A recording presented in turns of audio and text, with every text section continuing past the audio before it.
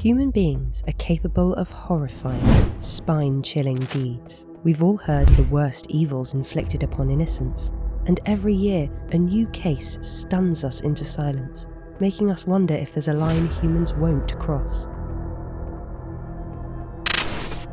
In this series, we're going to look at disturbing real-life crimes. This is Cold-Blooded Crimes. On the morning of June 16, 2005, 27-year-old Murugan Kaniapan was picking up debris near Kallang River when he noticed a brown cardboard box sealed with masking tape. The box was badly damaged by the water, and it fell apart immediately when he tried to pick it up. A green plastic bag that seemed to have meat inside of it fell out of the box. When he opened the plastic bag, he couldn't believe his eyes. The plastic bag contained a severed lower torso of a woman. It was cleanly cut from the pelvis to the knee joints. The work was so carefully done that there was no blood on it. Without any delay, he called the police. The police arrived at the scene and started scouting for more body parts. Not long after, they found the upper torso of the same body with the arms still attached in a red and white printer box. A similar green plastic bag and a local newspaper were used to wrap the thing. The autopsy couldn't determine the cause of death, but made it clear that she was not sexually assaulted. There were no signs of injuries, but the head, shins, and feet were yet to be found. The forensic experts managed to extract fingerprints that belonged to Liu Hong Mei, a 22-year-old production operator at Asia Systems Singapore. Liu was born on 14 September 1982 in Changchun, China.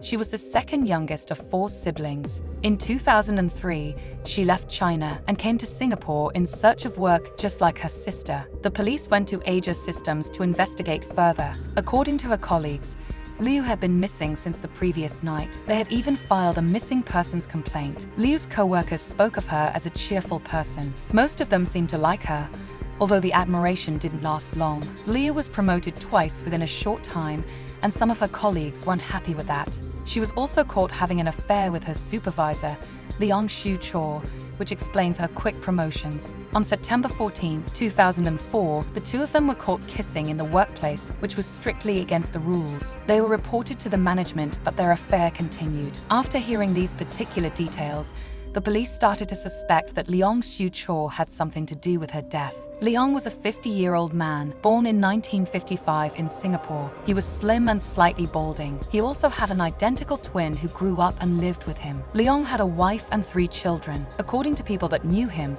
he loved and was loved by his family. Everyone knew him to be gentle in his mannerisms. Leong started working at Singtel in 1976 and continued to do so until he started his own business in 1996. His business was unsuccessful and he had to shut it down. After this, he joined Lucent Technologies Microelectronics Private Limited, which was later renamed Asia Systems Singapore. That is where he met Liu and later had an affair with her. The police went to Leong to ask him some questions. He didn't know about the body's discovery yet. His statements were very defensive, and he also denied having any relationship with Liu. Inspector Roy Lim noticed small cuts on Leong's trembling fingers. The police arrested him without any delay for his suspicious behavior and took him to the police station. After 10 hours of interrogation, Leong confessed that he killed Liu.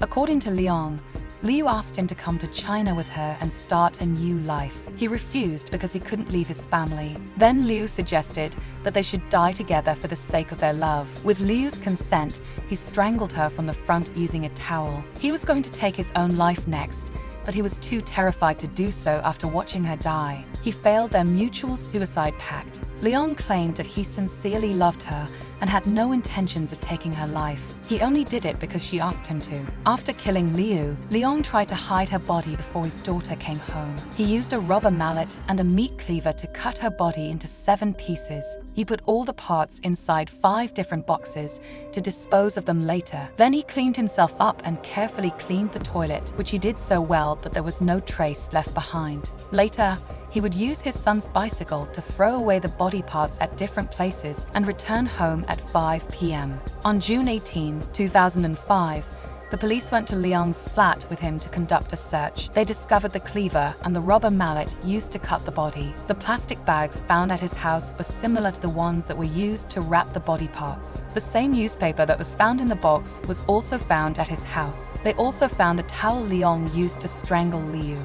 The bathroom was suspiciously clean, and they found nothing there except a red stain under the toilet bowl. The forensic experts confirmed that it was blood and the DNA belonged to Liu. With the overwhelming amount of evidence and Leong's confession, this case was as clear as glass, but they had yet to find the rest of the body parts. The search team decided to go to the Tua's incineration plant, the place where all the waste material from the Singapore River is disposed of. After 10 hours of searching, they found her head and shins, however, failed to find her feet. The head had started to decompose and it was unrecognizable, but the forensic department confirmed that it was indeed Liu's.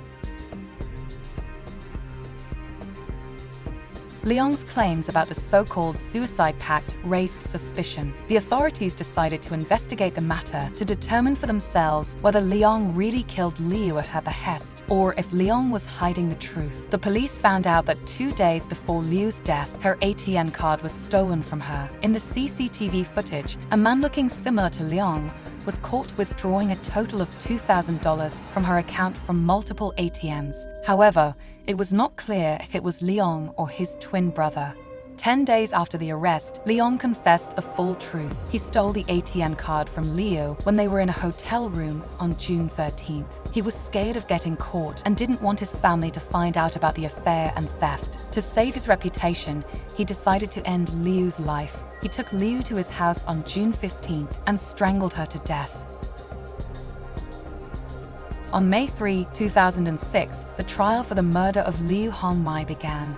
Leong changed his story and claimed that Inspector Roy Lim manipulated him into saying everything he said in the confession, but Roy denied it. Later, Leong went back to his original suicide pact story. When he was told to demonstrate how he strangled her, he did so with a strange smile on his face. His peculiar demeanor was found to be disturbing by the members of the courtroom. On May 16th, the judge found Leong guilty of murder.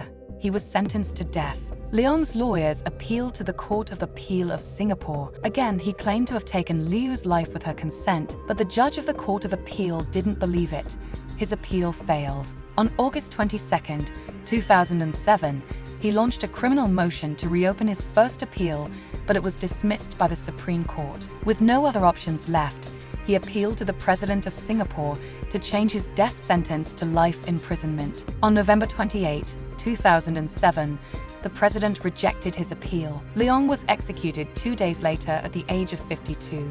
This incident left a mark on the hearts of everyone involved. Even after it was over, Leong's family found it difficult to return to a normal life since they were constantly harassed because of Leong's actions. What do you think about this horrifying case? Do you think what Leong claimed was true? Don't forget to leave a like and subscribe for more videos like this one. Until next time.